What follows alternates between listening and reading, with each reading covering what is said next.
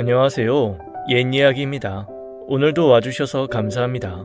옛이야기 채널은 사연 읽어주는 남녀 채널에서 지금은 삭제되어 들을 수 없는 21년도에 소개해드린 사연 중 베스트 사연만 뽑아 다시 읽어드리는 채널입니다. 구독과 좋아요 부탁드리며 오늘의 사연 바로 시작하겠습니다. 안녕하세요. 올해로 환갑이 되는 왕십리에 살고 있는 남성입니다. 올해는 유난히도 추운 겨울이네요. 감염병 때문에 집에만 있다가 첫째 딸이 즐겨 듣는 방송이라고 하기에 저도 들어보다가 오늘은 한번 제 사연도 적어봅니다. 글재주가 없어 채택이 안 될 것 같지만 제 삶을 잠시 돌아보며 써보았습니다. 아주 만약에 제 사연이 채택되어 읽어주신다면 부디 청취자분들께서 넓으신 마음으로 재미있게 들어주시면 감사하겠습니다. 그 시절에는 다들 어려웠겠지만 저는 참 가난한 집의 아들로 태어났습니다. 강원도 한 시골 마을에서 태어났는데 동네라고 해봐야 10대 가구가 모여있는 부락이었죠. 고작 장남으로 태어났다는 이유 하나로 저는 온 집안의 기대를 한 몸으로 받으며 커갔습니다.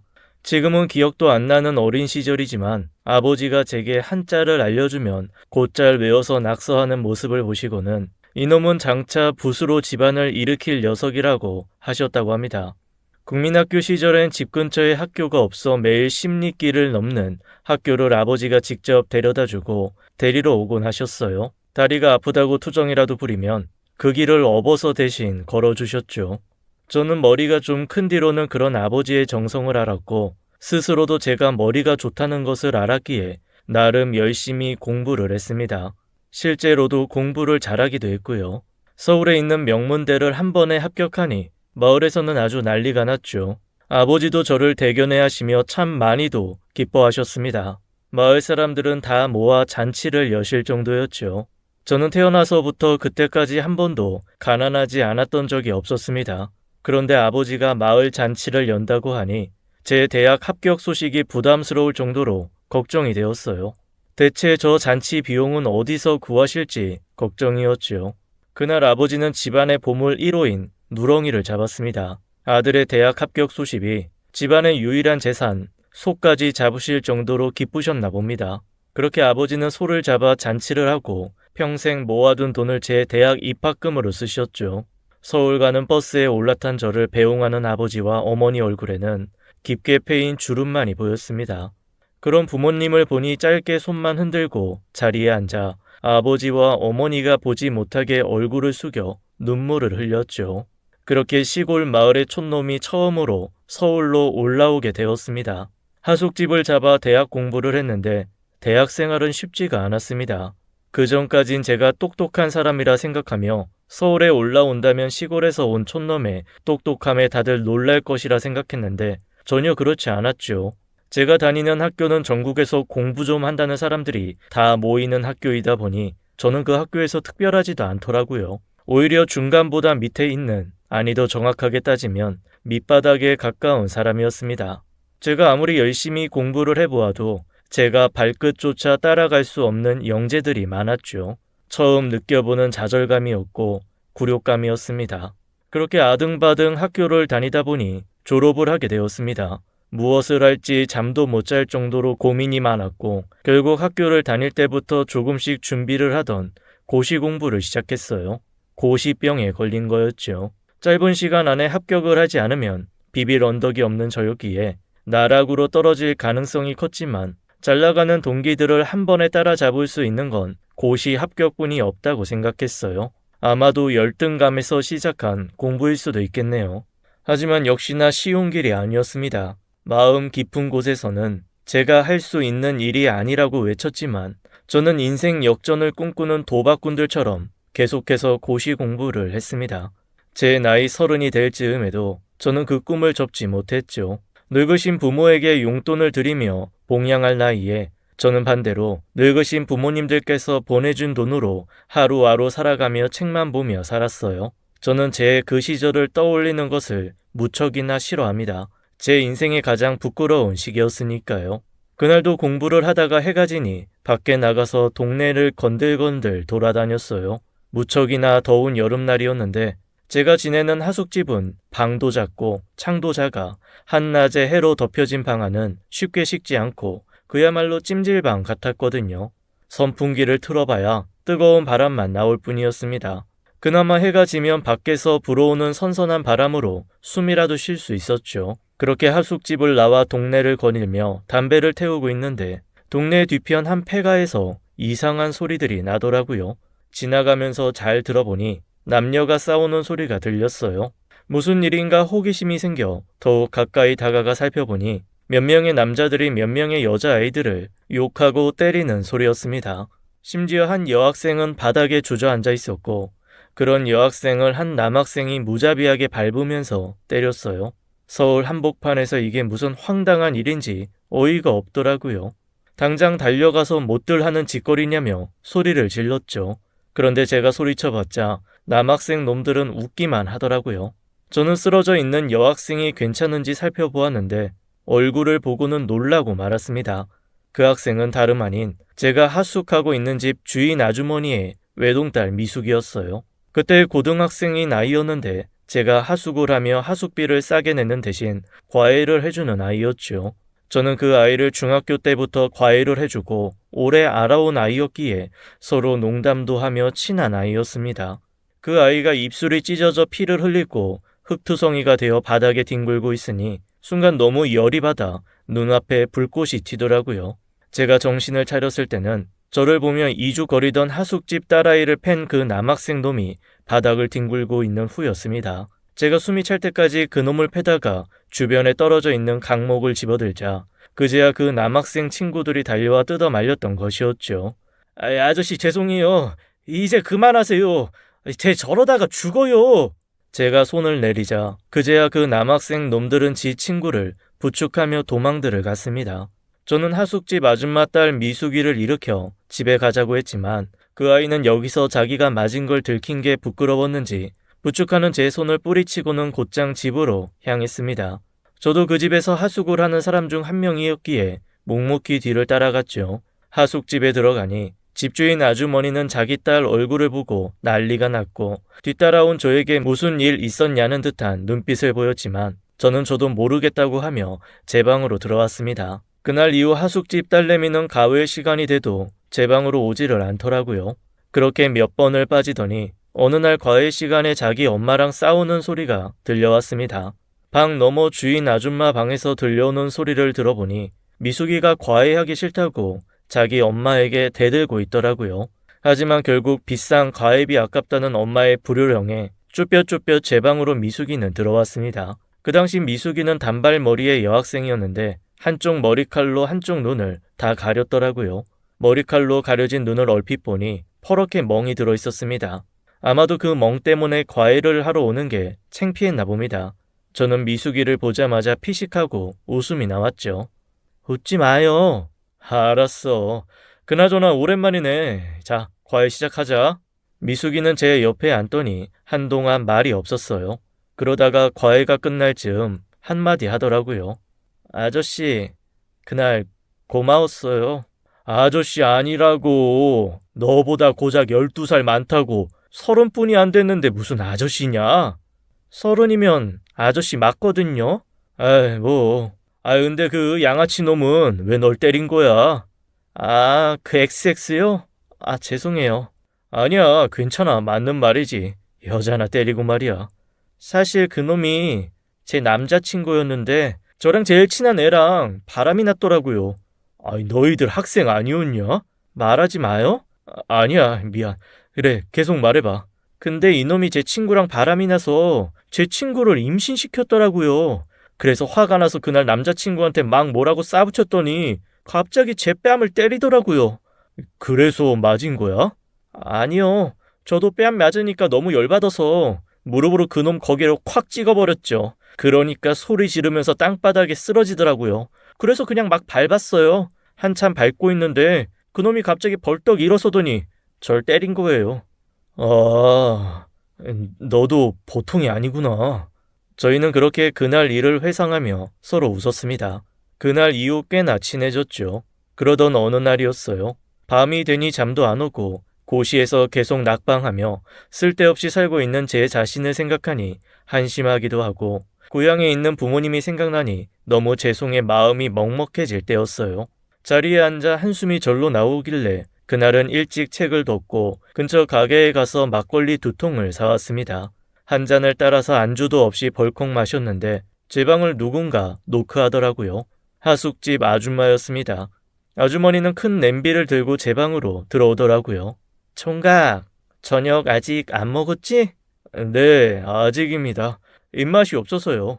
근데 무슨 초저녁부터 막걸리야? 그냥 마음이 심란해서요.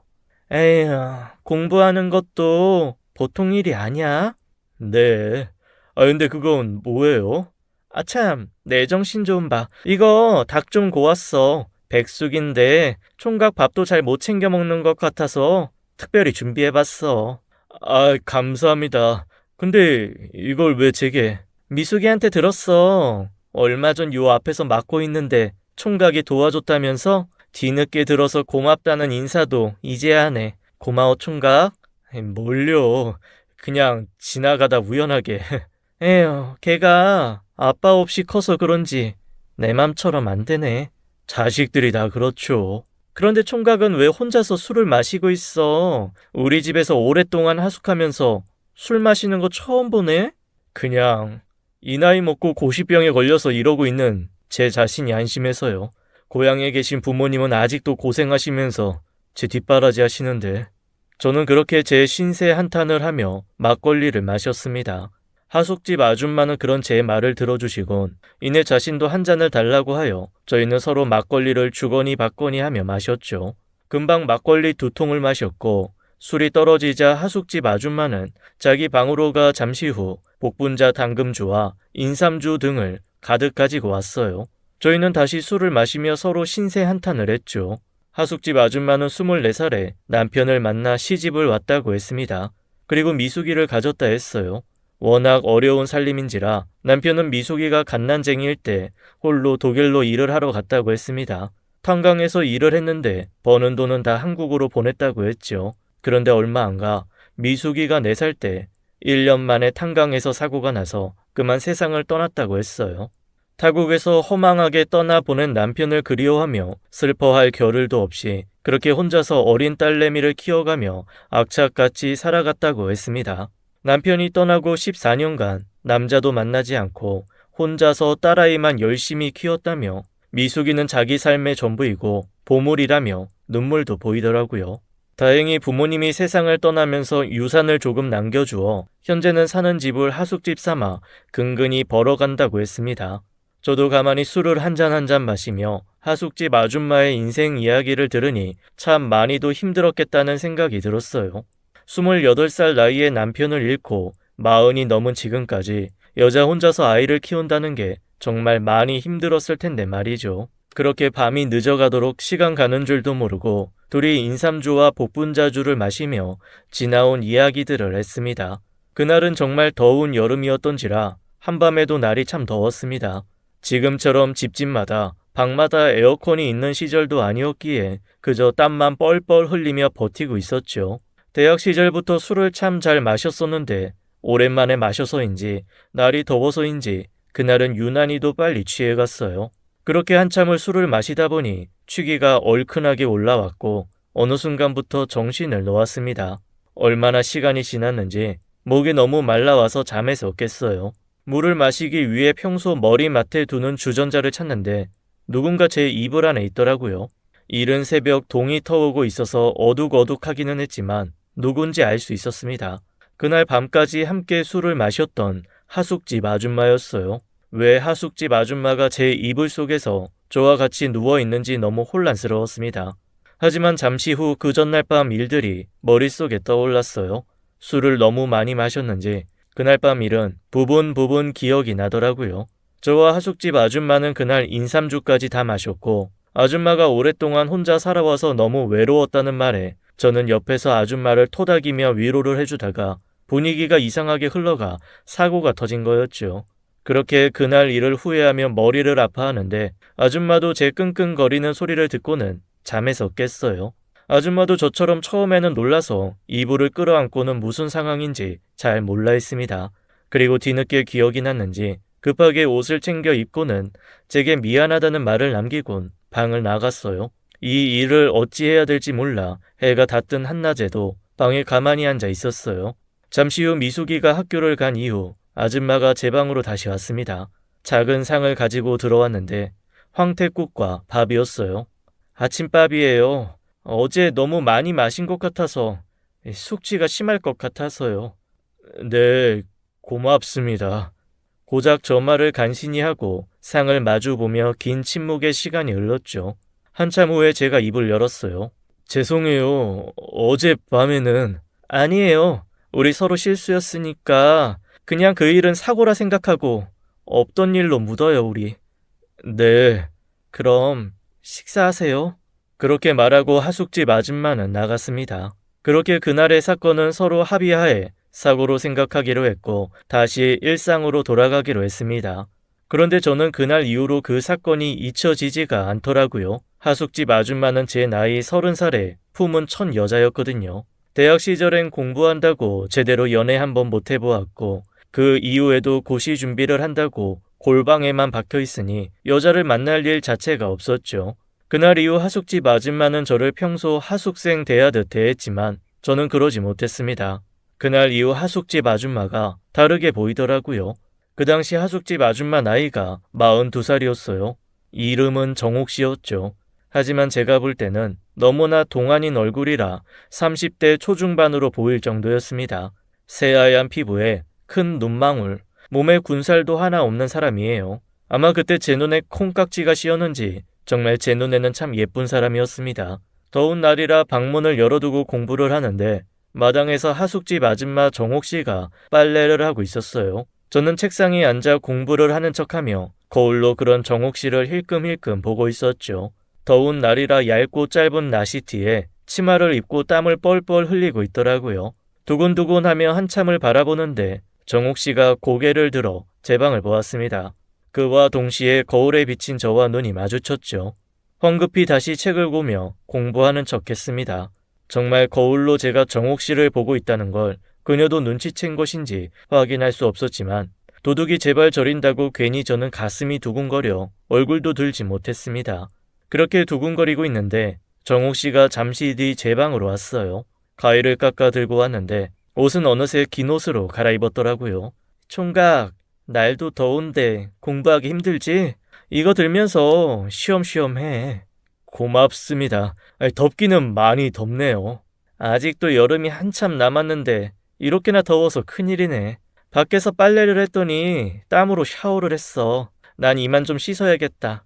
용석 씨도 공부 열심히 해요. 네, 사과 잘 먹을게요. 그러곤 정옥 씨는 방에서 나갔어요. 저는 다시 공부를 하려고 하는데 책을 읽어도 머릿속에 들어오지 않았습니다. 그리고 그때 무슨 생각을 했는지 저는 방 밖으로 살금살금 나가 샤워실로 향했어요. 그 당시 샤워실은 주인집 주방 옆 한켠에 작은 방처럼 만들어져 있었는데 그 앞에 있는 장독을 밟고 올라가면 샤워실 위쪽 아주 작은 창으로 내부가 보였거든요. 창문을 닫아두면 불투명 유리여서 내부가 안 보였지만 슬쩍 보니 한여름이라 그런지 창이 열려 있었습니다. 전 고양이처럼 살금살금 다가가 조심스럽게 장독 위로 올라갔어요. 그땐 무슨 정신이었는지 잘 기억은 안 나지만 아마도 젊은 혈기에 눈이 멀어 있었나 봅니다. 그렇게 작은 창으로 샤워실 안쪽을 보는데 하숙집 아줌마 정옥 씨가 샤워를 하고 있었어요. 떨리는 마음으로 숨을 죽여 씻고 있는 정옥 씨를 한참을 바라보았죠. 그렇게 멍하니 바라보고 있는데 정말 정옥 씨가 마치 처음부터 알고 있었다는 듯 제가 있는 작은 창문을 천천히 고개를 돌려 바라보았습니다. 저와 딱 눈이 마주쳤죠. 순간 저는 숨을 쉴 수도 없을 정도로 놀라서 그 자리에 얼어붙었습니다. 그런 저를 보고 정옥 씨는 살짝 웃어 보이더니 수건을 걸치고 샤워실에서 나갔습니다. 저도 얼른 장독대로 내려와 제 방으로 들어갔죠. 이대로 쫓겨난다는 생각과 어마어마한 잘못을 들킨 사람처럼 벌벌 떨고 안절부절 못하고 있었어요. 그리고 잠시 후 제 방으로 정옥 씨가 들어왔습니다. 저는 정옥 씨를 보자마자 고개도 못 들고 죄송하다는 말만 했어요. 죄송합니다. 제가 정말 미쳤었나 봐요. 오늘 당장 짐 싸서 나가겠습니다. 그런데 정옥 씨는 그런 저에게 아무 말 없이 저를 빤히 바라보다가 제 손을 잡더니 저를 데리고 나가 자기 방으로 데리고 갔습니다. 정옥 씨 방은 여인의 향내가 물씬 나는 방이었어요. 저 여기는 왜? 제 말에 정옥 씨는 아무 말도 없이 저를 이불 위에 눕혔어요. 그렇게 저희는 두 번째 밤을 함께 했습니다. 첫날은 사고였습니다. 하지만 두 번째는 사고가 아니었어요. 그날 일 이후 저희는 서로를 더욱더 원했습니다. 정옥 씨도 젊은 시절부터 지금까지 14년 넘게 독수 공방을 했고 저도 30이 넘도록 여자를 몰랐으니 늦게 배운 도둑이 날 새는 줄 모른다고 저희도 날이 새는 줄 모르고 서로 함께 했죠. 나중에는 하숙을 하는 집 밖에 작은 별채방 중 비어있는 방에 이불만 깔아두어 둘이 남몰래 만나곤 했습니다. 정옥 씨의 딸 미숙이의 눈을 피해야 했기에 하숙집에서는 평범한 주인 아줌마와 평범한 하숙생으로 연기를 했죠. 그러고 미숙이가 학교를 간 낮과 새벽에 비어있는 방에서 아무도 모르게 남몰래 만나곤 했습니다. 푹푹 찌는 여름날 방문이고 창문이고 다 닫고 둘이서 그 좁은 방에서 있으니 방에서 나올 땐 둘 다 땀에 홈빡 젖어 있었죠. 그렇게 저희는 밤낮으로 사람들 눈을 피해 함께 했습니다. 정옥 씨 딸 미숙이는 나름 모범생이었어요. 어울리는 친구들이나 보이는 분위기와는 다르게 공부를 곧잘 했죠. 제가 하나를 알려주면 둘을 아는 그런 아이였어요. 미숙이는 그날 남학생으로부터 구해준 이후 저를 무척이나 잘 따랐습니다. 말투는 싸가지가 없었지만 하는 행동은 또 그게 아니었어요. 항상 가회 시작 전 자기 집에서 간식들을 정옥 씨 몰래 싸가지고 와서 제게 주곤 했습니다. 하지만 그건 정옥 씨도 마찬가지였어요. 매일 밤 미숙이 눈을 피해 제 방으로 와서 간식을 주고 가곤 했습니다. 두 모녀가 서로 들키지 않게 제게 간식을 매일 챙겨주니 그 모습이 황당하기도 하고 우습기도 했어요. 그러던 어느 날이었습니다. 그날도 여느 때처럼 저녁에 미숙이 과외를 하고 있는데 그날은 표정도 어둡고 말수도 없는 게 좀 이상해 보였어요. 무슨 일 있는지 물어도 괜찮다고만 할 뿐 말을 안 하더라고요. 그리고 과외가 끝나고 정리를 하는데 한동안 미숙이는 제 방에서 나가지 않고 앉아 있었습니다. 미숙아, 끝났어. 이제 네 방으로 가야지. 미숙아? 왜? 무슨 일 있어? 혹시 학교에서 남자친구가 또 열받게 해? 오빠가 가서 혼내줄까? 저 남자친구 없거든요. 조용히 있던 미숙이가 갑자기 소리를 치자 깜짝 놀랐습니다. 그래, 그렇지. 학생이면 공부만 해야지. 학생은 사랑하면 안 돼요? 제 말 한마디 한마디에 예민하게 반응하는 게 무슨 일이 있나 싶었어요. 미숙아, 왜 그래? 아저씨, 이거 읽어보시고 답장 주세요. 집 앞 굴다리에서 기다릴게요. 그렇게 말을 하고 미숙이는 제게 빨간 편지 하나를 쥐어주곤 서둘러 제 방을 나갔습니다. 저는 그 모습을 의아해하며 편지를 뜯어보았어요. 봉투는 분홍 하트 스티커로 봉해져 있었죠. 뜯어서 안에 내용을 살펴보니 그곳에는 놀라운 내용들이 적혀 있었어요. 제게 자신의 사랑을 고백하는 고백 편지였습니다. 오랫동안 과외를 하며 저를 향한 마음을 키워왔다는 내용이 적혀 있었죠. 한 해만 더 기다리면 자신도 성인이 되니 그때 저와 함께하고 싶다고 적혀 있었습니다. 제게 이런 편지를 주려고 그렇게 긴장하며 제게 날카롭게 반응을 했나 생각하니 웃음이 나오며 귀엽게 느껴졌어요. 하지만 이내 미숙이의 엄마인 옥정 씨와 저의 관계를 생각하며 마음이 무거워졌죠. 이 일을 미숙이에게 설명할 수도 없었기에 더욱 고민이 깊어졌습니다. 편지에는 자신의 고백에 대한 대답을 굴다리 밑에서 기다린다며 적혀 있었기에 저는 방을 나서서 굴다리로 향했어요. 그곳에 가니 가로등 밑에서 저를 기다리는 미숙이가 있었죠. 그 아이 옆으로 가 자리에 앉아 담배를 한 대 물고는 한참을 어떻게 말을 시작할지 고민을 했습니다. 미숙이는 그런 제 옆에서 마치 선고를 기다리는 송아지 마냥 눈만 껌뻑거리면서 두 손을 모아 서 있었어요. 그런 미숙이에게 최대한 상처받지 않도록 이야기를 해주었습니다. 나는 지금 가진 것 하나 없는 백수 고시생일 뿐이고 미래도 크게 밝지 않다. 그리고 나이도 너와 12살이나 차이가 나는 아저씨일 뿐이니 지금은 공부를 열심히 해서 좋은 대학을 간 후 또래의 좋은 남자를 대학에서 만나라고 이야기를 해주었습니다. 그리기에 이렇게 짧게 쓰지만 그날 한참을 미숙이 표정을 살피며 이야기해 주었어요. 혹시나 상처를 받을까봐 걱정이 되었거든요. 하지만 제 말에 미숙이는 아무렇지 않다는 표정으로 말하더라고요. 그러니까 아저씨 말은 제가 싫다는 거죠? 빙빙 돌려 말하지 말고 확실히 말해요. 미숙아, 너를 싫어하는 게 아니라 좋아는 하는데 그건 어디까지나 동생 같은 마음으로 좋아하는 거라는 거지. 그러니까 결론은 저랑 만날 마음이 없다는 거잖아요. 요점만 말하세요. 그래, 미안하다, 미숙아. 제 말에 미숙이는 한참 저를 째려보더니 그대로 집으로 가버렸습니다. 저도 그 뒤를 따라 하숙집으로 갔죠. 미숙이는 집에 도착 후 문을 쾅 하고 닫고 자기 방으로 들어가 버렸어요. 그날 이후 미숙이와의 관계는 어색해졌죠. 자기 엄마한테 과외를 안 하겠다고 투정을 부리다가 혼나곤 제 방으로 와도 그냥 말없이 앉아만 있다가 과외 시간이 끝나면 칼같이 방을 나가 버렸습니다. 나갈 때 다시 문을 쾅 하고 힘차게 닫는 건 애교였죠. 뭐 다시 좋아지겠지 라고 생각하며 지냈습니다. 그러던 어느 날이었어요. 그날도 미숙이가 학교를 간 이후 정옥 씨와 둘만의 비밀방에서 사랑을 나누고 있었죠. 평소 문을 철저히 잠가두고 있었고 방 열쇠는 저와 정옥 씨만 가지고 있었습니다. 그런데 갑자기 누군가 열쇠로 잠겨진 문을 여는 소리가 들렸어요. 그리고 문이 열리더니 미숙이가 들어왔습니다. 갑작스러운 미숙이의 등장에 저와 정옥 씨는 매우 놀랐어요.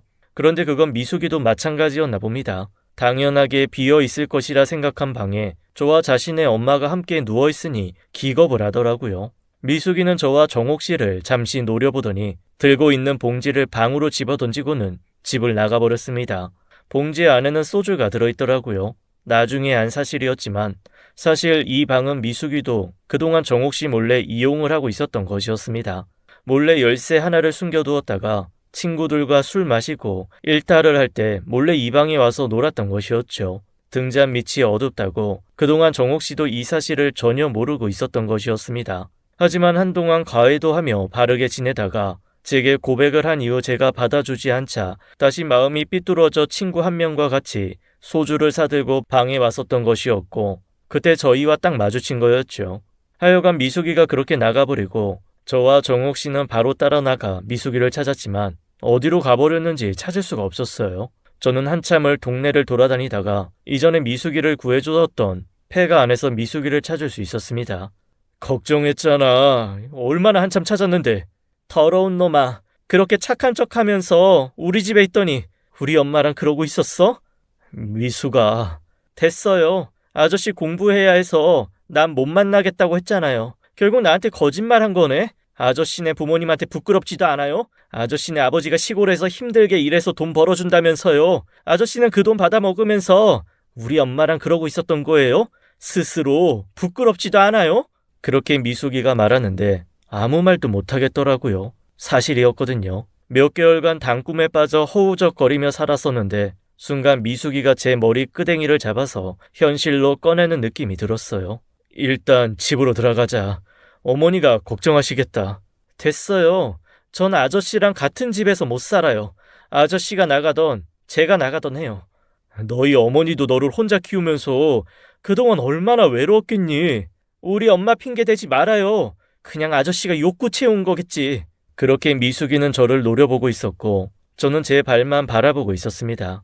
미숙이가 한마디 한마디 꺼낼 때마다 아무 말도 할 수 없었고 제 자신이 한없이 부끄러워졌죠. 그래, 미안하다. 내가 나갈게. 그 말 지킬 수 있어요? 그래. 오늘 당장 나가요. 그렇게 저는 미숙이와 다시 집으로 돌아왔습니다. 정옥 씨는 미숙이를 찾아 동네를 돌아다니는지 집에 없더라고요. 이제 짐 싸서 나가세요. 또 딴 말 하는 거 아니죠? 그래. 다른 말 안 할게. 건강하게 잘 지내고 어머니 미워하지 말고 공부 잘하고 남의 일 걱정하지 말고 아저씨 앞날이나 걱정하세요. 그렇게 저는 제 방으로 와 노끈으로 책들을 묶고 얼마 되지 않은 옷들을 가방에 넣고는 짐을 챙겼습니다. 그리고 정옥 씨에게 마지막 편지를 남기고 방을 나왔죠. 가방을 들고 집을 나서는데 미숙이는 자기 방에 들어가 나오지 않았습니다. 목구멍까지 미숙이의 이름이 올라왔지만 그 아이를 부르기에는 제가 일말의 부끄러움을 아는 사람이긴 했나 봅니다. 차마 불러보지도 못하고 뒤돌아 집을 나섰죠. 그렇게 걸어 나오는데 골목에서 정옥 씨를 마주쳤습니다. 미숙이는 그 가방은 뭐야? 아, 누나. 미숙이 지금 집에 있어. 별일 없었어. 다행이다. 그런데 그 가방이랑 책들은 왜 들고 나가는 거야? 미안해요, 누나.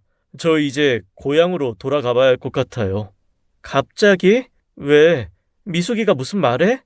아니에요. 그냥 오늘 이런 일이 생기니 갑자기 고향 부모님이 생각나서요. 사실 오래전부터 생각했던 거예요. 제 주제에 가능하지도 않은 고시 꿈이나 꾸면서 세월이나 좀 먹고 이제는 늙으신 부모님이 너무 걱정돼서 고향에 내려가서 하시는 일 좀 도우면서 살려고요. 고시 공부는 그만하려고요. 허황된 꿈 그만 쫓아야죠. 그래, 그럼 이제 우리는? 누나한테는 정말 미안해요. 제가 고향에 도착하면 여기로 편지할게요. 사실 미숙이가 많이 충격받은 듯해요. 그래서 지금은 함께하기가 힘들 것 같아요.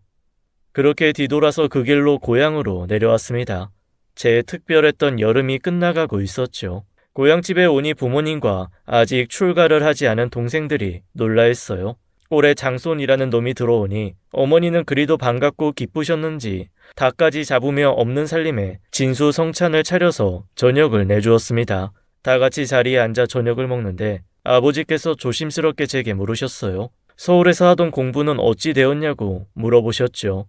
다른 동생들도 그것이 궁금했는지 밥은 먹고 있었지만 귀만은 제 입을 향하는 게 느껴졌습니다. 죄송해요, 아버지. 제 머리로는 할 수 없는 건가 봐요. 그래서 이제 다 포기하고 내려왔습니다. 아버지는 제 말에 한동안 말씀이 없으셨습니다.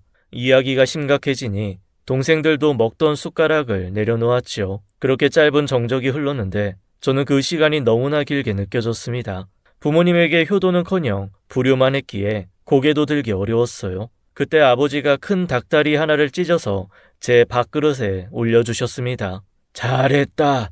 뒷집 병철이 애비한테 들었는데 네가 하는 그 공부가 쉬운 게 아니라더라. 암만 네 머리가 좋다고 해도 다 하늘이 길을 안 열어주면 안 되는 거야. 그게 어떻게 네 잘못이겠냐. 다 뜻이 있으면 언젠가는 길이 열릴 거다. 너무 상심하지 말고 어서 먹어라. 저는 아버지가 주신 닭다리를 한 입 베어 물었는데 저도 모르게 닭똥 같은 눈물이 제 뺨을 타고 흘러내려왔어요. 참아왔던 눈물이 아버지의 따뜻한 한마디에 터져 나왔고 그 자리에서 펑펑 눈물을 흘리며 오열을 했습니다.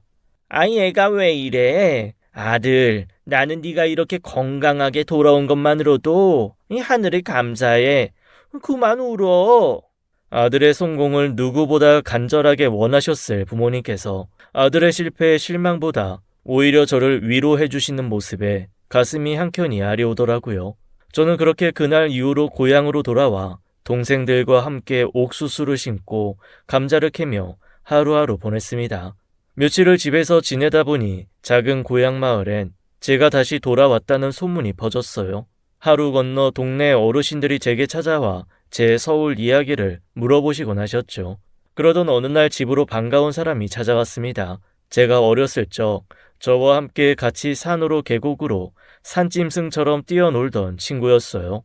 서울에 가서 한 번도 보지 못했으니 10여 년 만에 처음 만난 거였죠. 오랜만에 만난 친구가 너무나도 반가웠어요. 그렇게 집 마당 평상에 술상을 펴고 동생들과 같이 고기를 구우며 그동안 친구가 어찌 살아왔는지 이야기도 듣고 제 이야기도 해주며 밤이 늦을 때까지 술을 마셨습니다. 그러곤 친구가 집으로 돌아가면서 제게 말했죠. 너 서울에서 좋은 대학 나왔지? 내가 지금 있는 곳에 와서 같이 일해보지 않겠냐? 여기 너보다 학벌 안 좋은 사람들도 돈 엄청 많이 받으면서 일해. 그래? 그게 어딘데? 한번 생각해볼게.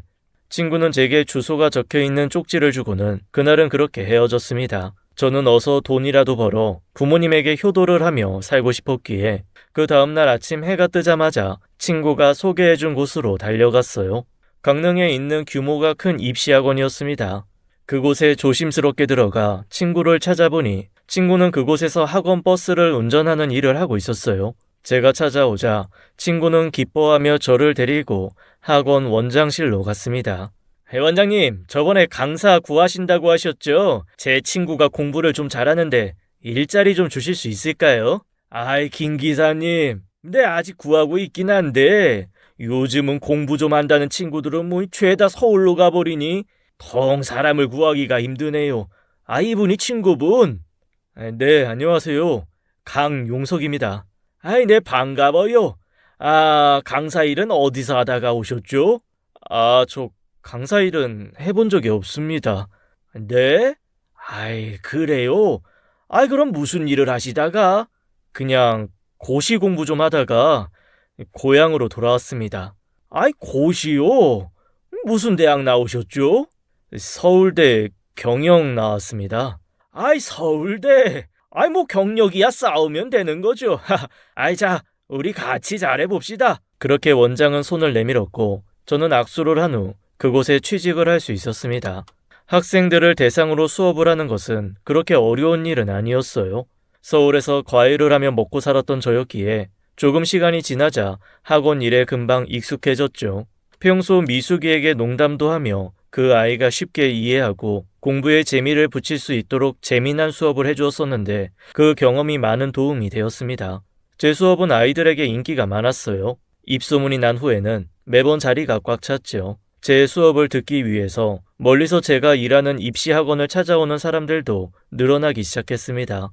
당시 원장은 제게 월급이 아닌 제 수업을 듣는 학생 수를 비율로 제 임금을 챙겨주기로 했어요. 아마 제 학력은 좋았지만 초보 강사였기에 월급을 주기에는 믿음이 없었나 봅니다. 아무튼 학생 수가 늘어날수록 제 수입도 늘어나는 방식이니 저도 나름 최선을 다해 수업 준비도 했고 열심히 했었죠. 그렇게 제가 강사 생활을 하며 1년 일하는 경력이 쌓이고 받은 월급은 300만 원이 넘는 큰 돈이었습니다.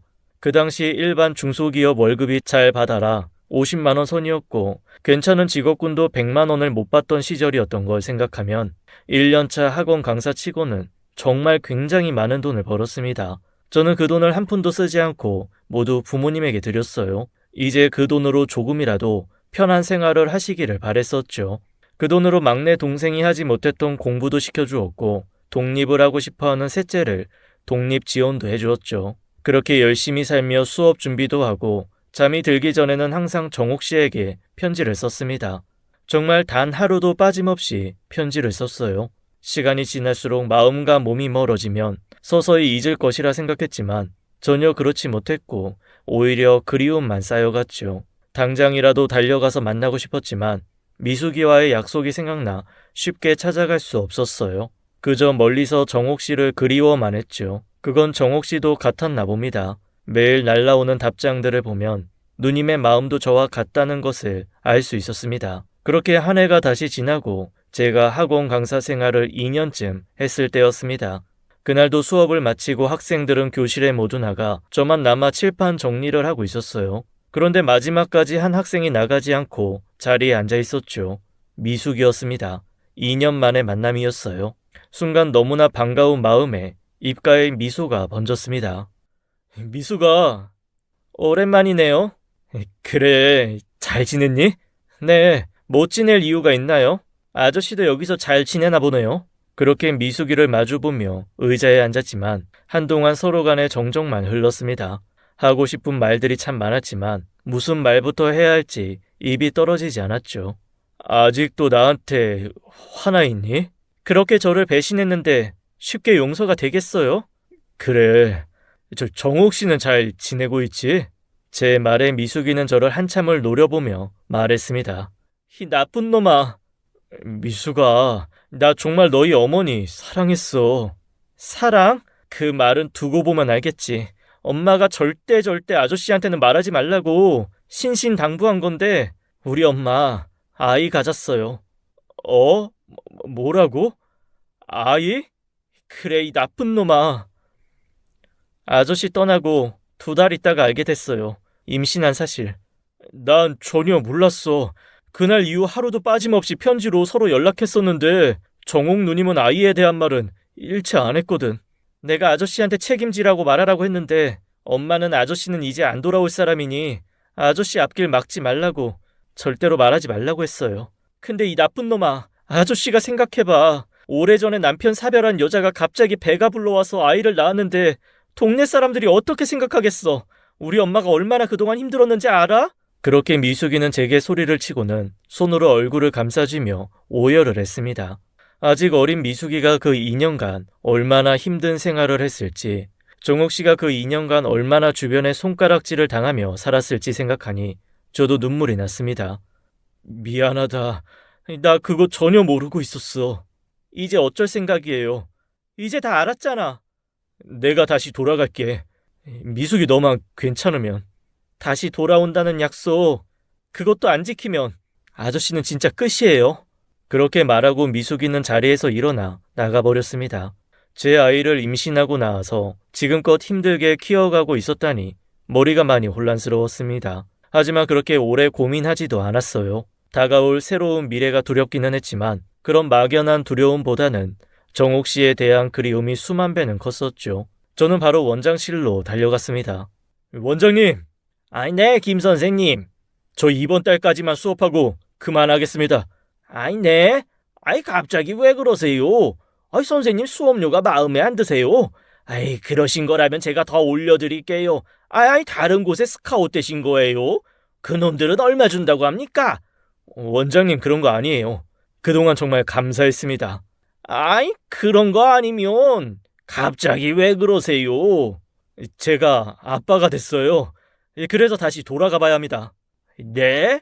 아이, 김 선생님 장가 가셨어요? 이제 가야죠. 저는 그렇게 말하곤 2주간 학원 강사 일을 마무리하고 정리하여 서울로 다시 올라갔습니다. 2년 만에 정옥 씨가 있는 하숙집으로 찾아갔어요. 고작 2년뿐이 되지 않았는데 서울은 꽤나 변해 있었어요. 이리저리 큰 건물들이 올라가고 있었고 공사를 하고 있는 곳도 많았죠.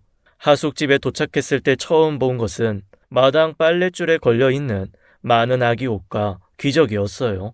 그걸 보니 정옥 씨가 제 아이를 키우고 있다는 사실이 실감이 되었죠. 마당에 들어서 하숙집을 둘러보는데 2년 전이나 지금이나 변한 것이 하나도 없었습니다. 제가 살았던 방도 그대로였고 정옥 씨를 몰래 훔쳐보았던 샤워실도 그대로였죠. 그곳에 서서 집을 둘러보는데 주인집에서 누군가 나왔습니다. 정옥 씨였죠. 오랜만이에요, 누나. 제가 보고 싶었다고 말을 하려는 찰나 정옥 씨는 들고 있는 바구니를 떨어뜨리며 달려와 제게 안겼습니다. 어떤 말을 하지 않아도 서로의 마음을 깊게 알 수 있었죠. 소란소란 소리에 방문을 열고 미숙이도 나와 저와 자신의 엄마를 조용히 바라보았습니다. 저는 그런 미숙이를 보고 조용히 고개를 끄덕였고 미숙이도 고개를 끄덕이고는 자기 방으로 다시 들어갔어요. 무언의 허락이었던 것이었죠. 그렇게 저희는 다시 만나게 되었습니다. 밤이 깊어가도록 지난 2년간의 이야기를 서로 풀어놓았죠. 제가 없는 동안 아이를 출산하고 키우는 과정에서 그녀가 얼마나 힘이 들었을지 듣지 않아도 충분히 알 수 있었습니다.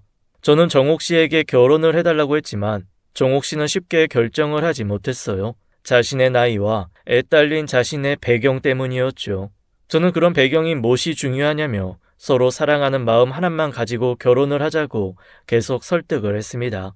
정옥 씨가 결정을 못하며 며칠을 고민하고 저도 그런 정옥 씨를 보면 매일을 줄담배를 피워대며 초조해야 하니 미숙이가 나서서 저를 거들어주며 정옥 씨에게 결혼을 하라고 했습니다. 그렇게 된다면 자기가 저를 아빠로 꼭 부른다며 정옥 씨를 설득했죠.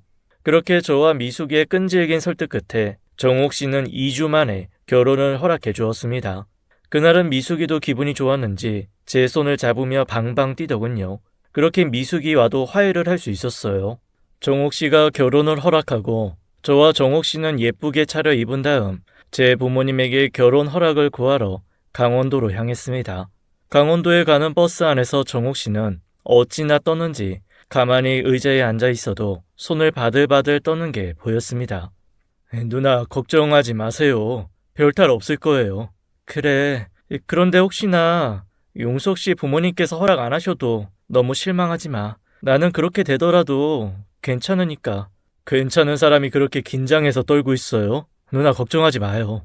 그렇게 강릉에서 내려 버스를 갈아타고 고향집에 도착을 했습니다. 집에 가보니 아버지는 저희가 내려온다는 소식에 집 앞까지 나오셔서 기다리고 있으셨죠. 아버지 집에서 기다리시지. 왜 날도 쌀쌀한데 집 밖에서 나와 있으세요? 네가 어떤 사람을 데리고 올지 궁금하다 보니 일이 됐다. 아버님 안녕하세요. 인사 올릴게요. 절 받으세요. 그래 새아가. 아버지 들어가서 절 받으세요. 어머니는 어디 계세요? 그게 어제 병원에 입원했다. 병원이라는 말에 순간 가슴이 철렁하고 내려앉았어요. 아버지 말에 의하면 어머니는 옥수수를 수확하고 장을 봐서 집에 오토바이를 타고 돌아오시는 길이었는데 짐을 많이 싣고 오다가 그만 빗길에 미끄러져 밭으로 떨어지는 사고가 났다고 말씀하셨습니다. 그 말에 급하게 정옥 씨와 병원으로 달려가 보니 어머니는 몸 곳곳에 깁스를 한 채로 누워 있으셨죠. 허리도 다치시고 다리와 팔도 부러지는 큰 사고였습니다. 그렇게 어머니와 정옥 씨는 병상에서 인사를 하게 되었어요. 어머니는 정옥 씨가 인사드리러 온다는 소식에 전날 음식 준비들을 하기 위해 무리해서 밭일을 일찍 마치고 급히 집으로 돌아오는 길에 사고가 난 것이었습니다. 그렇게 어머니를 뵙고 다시 강원도 집으로 돌아가기 위해 병원을 나오는데 정옥 씨가 제게 말했습니다. 용석 씨는 예정대로 하루 자고 내일 서울로 올라가? 누나는 안 가? 나는 남아서 어머님 병간호 해드리고 아버님 식사도 챙겨드릴게. 용석 씨는 모레부터 학원 면접 보러 다니기로 했잖아. 그러니까 용석 씨만 먼저 서울로 올라가. 누나, 우리 부모님 생각해주는 건 감사한데 혼자서 괜찮겠어? 용석 씨 부모님이면 이제 내 부모님이나 마찬가지지. 그리고 내가 인사 온다고 맛있는 거 해주시려고 장 보다가 저렇게 사고 나신 건데 내가 어떻게 어머님을 병원에 두고 서울로 갈 수 있겠어. 내 걱정하지 말고. 그렇게 정옥 씨는 강릉에 남아 제 어머니 병간호를 해드리게 되었습니다. 저는 서울에서 일을 구하기 위해 어쩔 수 없이 먼저 서울로 올라가 미리 약속되어져 있던 학원들을 돌아다니며 면접을 보았죠. 급한 서울 일을 처리하자마자 다시 강원도 강릉으로 달려갔습니다. 정옥 씨가 걱정이 되었죠. 제가 강릉을 다시 갔을 때는 어머니 치료가 어느 정도 다 끝나서 퇴원을 한 후였습니다. 아직 몇 달간 깁스를 하고 있어야 했지만 다른 문제는 없다고 했죠. 저는 그제야 다시 정식으로 부모님께 큰절을 하고 정옥 씨와 결혼을 하고 싶은 제 마음을 말씀드렸습니다. 아버지는 제 말에 조용히 담뱃대를 꺼내 담배를 태우셨고 어머니는 아버지만 쳐다보고 있으셨죠. 저와 정옥 씨는 조마조마한 마음으로 무릎만 꿇고 아버지를 바라보았어요. 한동안 무거운 침묵이 흘렀고 아버지가 말씀을 하셨습니다. 어차피 네가 여자 때문에 급하게 강릉 일 정리하고 올라갈 때부터 생각하고 있었다. 둘이 그렇게 좋다면 잘 살아봐라. 그래, 나도 이 양반이랑 같은 생각이야. 그리고 새아가가 아주 싹싹하고 예의 바른 게 엄마가 볼 때도 둘이 잘 살 것 같다. 어머님, 아버님, 정말 감사합니다. 저같이 부족한 사람 받아주셔서 감사해요. 꼭 효도하겠습니다. 됐다. 이 세상에 완벽한 사람이 어디 있어. 다들 부족한 대로 서로 채워주면서 사는 거지. 니들만 잘 살면 된다. 아버지, 어머니 감사합니다. 제가 꼭 서울에서 자리 잡아 다시 아버지, 어머니 모시러 올게요. 조금만 기다려주세요. 아니, 이놈이 정신이 있는 놈이야. 네 놈애까지 혼자 키우고 있는 여자한테 이제 다 늙은 시부모 봉양하라 이거냐? 난 생각 없다. 니들끼리 살아라. 그래, 이현서가, 나도 여기가 편하다. 서울은 사람도 많고 차도 많고 시끄럽기만 하지. 나는 그런 곳에서 하루도 못 살겠어. 그냥 엄마는 여기서 사는 게 좋으니까 니는 행여나 우리 모시고 산다는 생각 하지도 말아라. 하지만 효도 한번 제대로 못하고. 됐다, 이놈아. 이 자식이 다 커서 둥지를 떠날 때 되면 어서 가서 새 둥지를 만들고 네 새끼들이나 봐야지. 아이, 뭐 한다고 지부모 걱정을 해. 쓸데없는 소리나 할 거면 어서 가, 이놈아. 네 놈 없어도 우리 여기서 잘 산다. 자, 이거 가져가라. 네 장가 갈 때 주려고 했던 거야. 어머니는 그렇게 말씀하시곤 장롱 깊숙이에서 통장과 도장을 하나 꺼내셨어요. 통장을 열어보니 제가 2년간 학원 강사를 하며 모은 돈이 빼곡히 모아져 있었습니다. 엄마, 아이, 그거 가지고 가서 서울에서 자리 잡아. 그리고 꼭 성공해서 잘 살아. 집에서 네가 엄마 아빠 모시고 사는 게 효도가 아니야. 부모 마음 다 같아. 다른 거 없어. 네가 성공해서 가정 꾸려서 잘 사는 게 그게 효도야. 그러면 된 거야. 저와 정옥 씨는 그런 아버지와 어머니의 감사함에 무릎을 꿇고 펑펑 눈물을 흘렸습니다. 이후 저와 정옥 씨는 작은 결혼식을 올리고 저희 사이에서 태어난 딸을 함께 키우며 살게 되었습니다. 미숙이는 저를 아빠라고 부르기까지 수년의 시간이 흘러야 했지만 결국 제 자리를 인정하고는 저를 아빠라고 불러주었고 그날 이후부터는 아빠와 딸처럼 그리고 둘도 없는 친구 같은 모습으로 지금까지도 함께하고 있습니다. 저는 그날 이후 공인중개사 공부를 시작해서 현재까지 정옥 씨와 미숙이와 함께 자리를 잡은 서울에서 부동산 중개업을 하며 살고 있습니다. 정옥 씨와는 결혼식을 올리고 이후 3명의 아이들을 더 낳아 서로를 아껴주며 행복하게 살고 있죠. 그렇게 하루하루 서로를 아껴주고 5명의 아이들을 키우며 정신없이 살다 보니 어느덧 세월이 이리도 흐르고 흘러 그 곱고 고왔던 정옥 씨 머리도 새하얗게 변하고 허리도 굽어지더군요. 저 또한 마음만큼은 아직도 정옥 씨를 만났던 그 시절의 그 모습 그대로인데 제 몸은 이리 늙어버려 힘없는 몸뚱이만 남아있는 것 같아 조금은 슬플 때도 있습니다. 하지만 온 가족이 함께 모여 행복하게 이야기꽃을 피우고 있는 모습을 보고 있으면 그래도 내 인생이 의미 없는 삶은 아니었구나 하는 생각에 만족스러운 미소를 짓곤 합니다. 그동안 참 많은 일들이 있었지만 돌이켜보면 참 별것 아닌 일에도 서로 웃기도 하고 울기도 했다는 생각이 듭니다. 재작년에는 둘째 딸아이가 결혼을 했습니다. 혼주석에 정옥 씨와 앉아 결혼식을 바라보는데 지난 살아온 일들이 생각이 나 어찌나 눈물이 쏟아지던지 정옥 씨에게 늙은이가 주책 맞다는 핀잔만 들었네요. 둘째 딸아이 부부는 젊은 아이들이 열심히 살아보겠다고 둘이 맞벌이를 하며 돈을 벌고 있습니다. 저희 부부는 둘째 딸 부부 옆집에서 살고 있기에 제가 딸아이 집에 가서 손자를 봐주는 걸 소일거리로 삼고 있죠. 손자가 낮잠을 잘 때는 이렇게 다른 분들의 사연을 들으며 시간을 보내곤 했는데 오늘은 제 이야기를 한번 적어보았습니다. 재미없는 이야기였지만 제 아내를 만난 특별한 이야기였습니다. 이렇게 나이가 들고 보니 결국에 인생에 남는 것은 가족뿐이 없는 것 같습니다. 긴 이야기를 들어주신 여러분 감사합니다. 지금까지 옛이야기였습니다. 끝까지 함께 해주신 여러분 감사드리며 저희는 다음 사연으로 돌아올게요. 감사합니다.